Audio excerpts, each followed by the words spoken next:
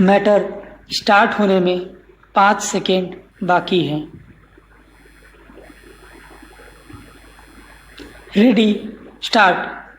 अध्यक्ष जी, किसी भी देश की विदेश नीति अपने में कोई स्वतंत्र नीति नहीं होती है, वरन वह किसी देश की आंतरिक नीति को स्पष्ट करती है।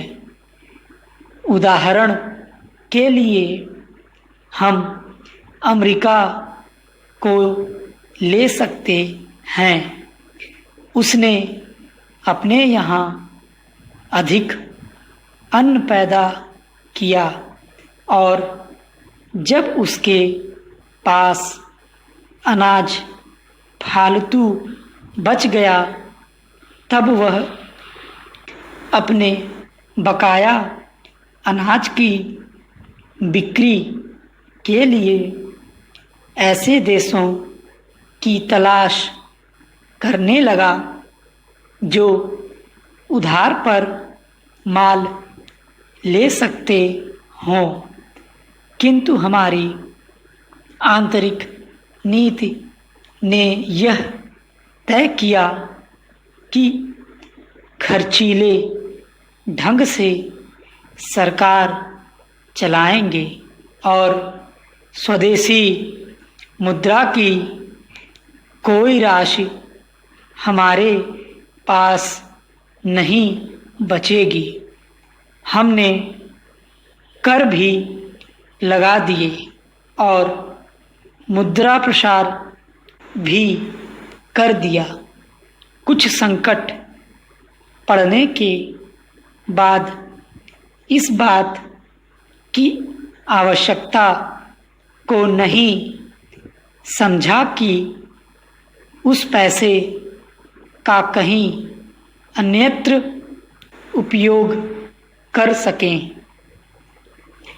श्रीमान, मुझे माननीय प्रधानमंत्री जी के इस कथन पर दुख होता है कि दुनिया के अमीर और गरीब देशों का अंतर लगातार बढ़ता जा रहा है।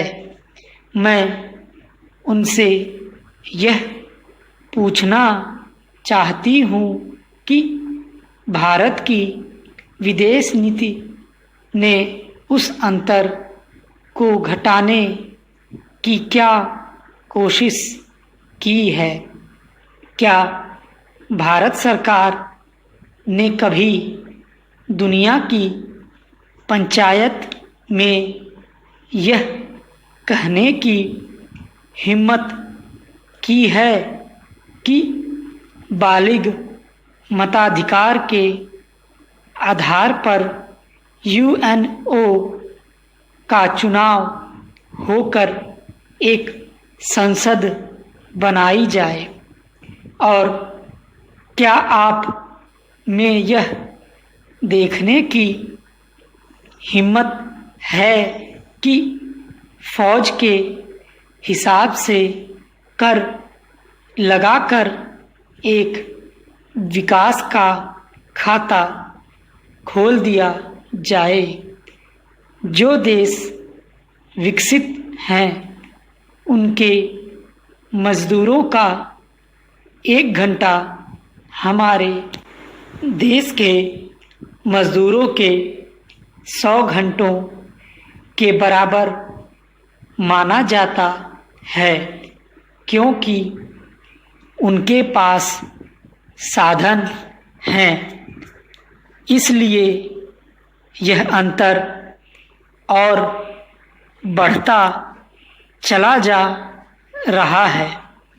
किसी देश के अंदर आंतरिक नीति में अमीरी और गरीबी का अंतर बढ़ता चला जा रहा हो और वह दुनिया के देशों में विद्यमान अमीरी और गरीबी के इस अभिशाप को समाप्त करेगा। यह समझ में आने वाली बात नहीं है। अब मैं आपका ध्यान एक और बात की ओर दिलाना चाहती हूँ।